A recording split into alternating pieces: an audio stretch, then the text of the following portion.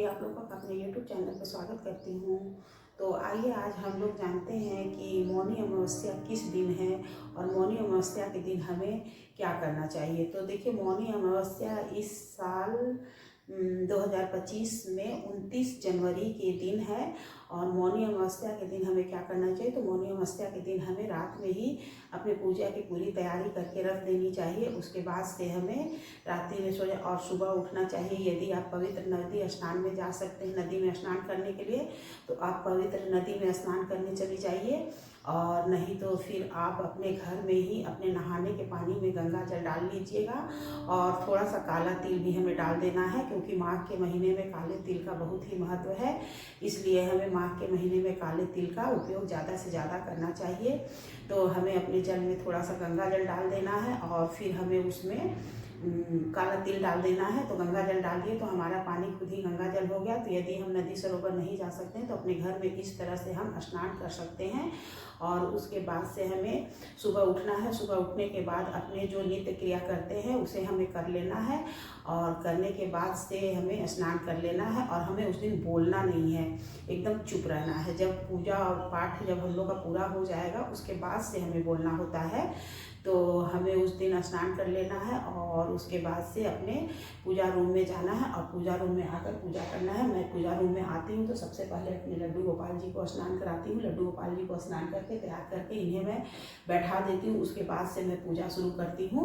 तो लड्डू गोपाल जी को स्नान करा के बैठा के उसके बाद से सबसे पहले मैं अपने गणेश जी को पूजा करती हूँ। गणेश जी का पूजन ही, किसी भी पूजा में सबसे पहले गणेश जी का पूजा होना चाहिए। और घर में भी यदि आप पूजा करती हैं तो सबसे पहले आपको अपने गणेश जी का पूजा करना चाहिए। तो सबसे पहले मैं गणेश जी को जल देती हूँ। और गणेश जी को जल देने आचमनी कराने के बाद सारे देवी देवता को आचमनी कराकर फिर मैं उसके बाद सूर्य भगवान को जल देती हूँ। सूर्य भगवान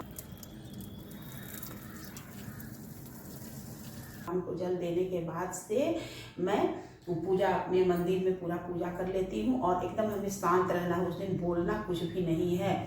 तो उसके बाद घर में अपना पूजा करके फिर मैं मंदिर चली जाती हूँ पीपल के पेड़ के पास। पीपल के पेड़ के पास हमें जाना है और वहाँ भी हमें पूजा करना होता है। तो सबसे पहले वहाँ हमें अपने जल पानी कर लेना है।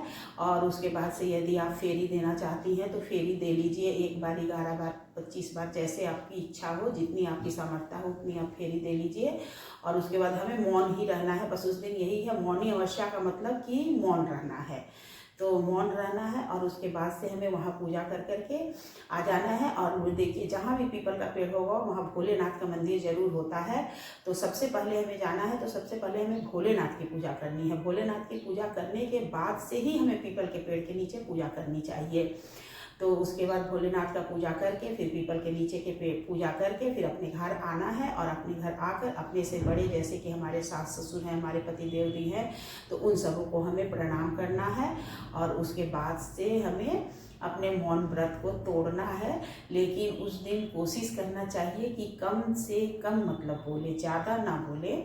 तो उस दिन मौनी अमावस्या के दिन हमें इस तरह करें। और फिर हमें उसके बाद से हमें दान पुण्य भी करना चाहिए। उस दिन यदि आप किसी ब्राह्मण को भोजन करा सकती हैं तो भोजन करवाइए, किसी को दान दक्षिणा दे दीजिए। यदि भोजन नहीं तो आप सीधा के स्वरूप में आप दाल चावल और सीधा निकाल करके दे दीजिए। और नहीं तो फिर उसके जगह में आप पैसा ही दे दीजिए। इस तरह से हमें मौनी अमावस्या के दिन दान पुण्य भी करना चाहिए, उसका भी फल हमें प्राप्त होता है। और मौनी अमावस्या के दिन देखिए, माघ का मेला इस साल तो महाकुंभ है, तो बहुत लोग कुंभ में स्नान करेंगे। तो जो लोग कुंभ में स्नान करने जाएंगे वो लोग वहाँ ही अपना दक्षिणा सीधा जो भी होगा, वहाँ कोई भी पंडित ब्राह्मण मिलेंगे तो उनको आप दान कर दीजिएगा। इस तरह से हमें मौनी अमावस्या का त्यौहार मनाना चाहिए। और मौनी अमावस्या के दिन ऐसे हमें पूजा करनी चाहिए।